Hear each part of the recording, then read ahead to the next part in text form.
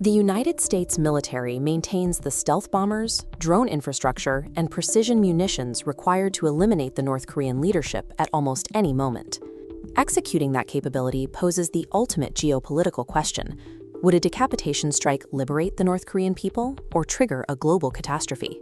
A successful assassination creates an immediate power vacuum in Pyongyang that the U.S. is not prepared to fill. North Korea functions as an absolute monarchy rooted in the Mount Paektu bloodline. Because the regime is built on the deification of a single family, there are no civil mechanisms to facilitate a peaceful transition. Kim Jong Un's sister, Kim Yo Jong, stands as the most likely successor. To survive a challenge from the country's patriarchal military elite, she would be forced to project absolute, uncompromising strength. Whether the sister takes power or a military junta seizes control, the new leadership is structurally required to initiate extreme violence to prove its legitimacy. A U.S. strike effectively guarantees immediate retaliation. South Korea's capital, Seoul, sits just 30 miles from the North Korean border, placing 10 million civilians in a permanent state of geographical vulnerability. Pyongyang maintains 6,000 hidden artillery pieces along this border, most of which are aimed directly at the heart of the South. In the hour following a confirmed strike on Kim, tens of thousands of conventional shells would rain down on South Korean territory.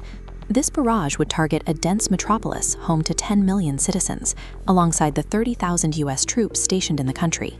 The sheer volume of this conventional firepower ensures a mass casualty event for a key American ally before the U.S. can deploy a secondary response. Beyond conventional shells, the U.S. must contend with the 2022 North Korean nuclear doctrine and its nuclear dead man switch. This law dictates that if Kim Jong Un is eliminated, the military's command and control system triggers ICBM launches automatically, requiring no secondary human authorization. Pre-programmed trajectories put Tokyo, Guam, Hawaii, and the U.S. mainland in the immediate line of fire. The collapse of the central government also creates a decentralized threat, as rogue generals could seize control of unlaunched weapons for use or sale. U.S. and South Korean special operations would be tasked with infiltrating dozens of hidden, fortified WMD facilities to secure nuclear materials before they are moved or sold on the black market. By killing the leader, the U.S. removes the only individual with the authority to stop an automated nuclear launch.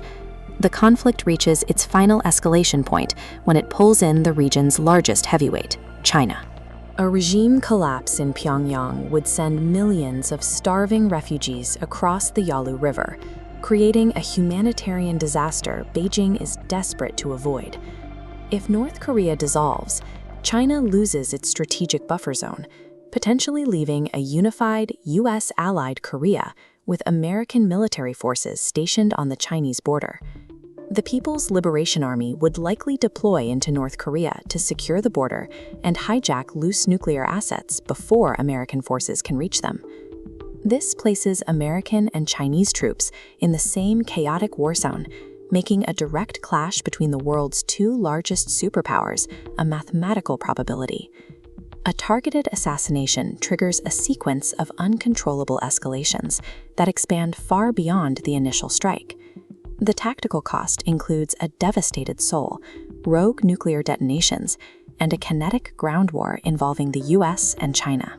This inescapable chain reaction is why successive U.S. administrations have prioritized the frustrating, static path of deterrence over a decapitation strike.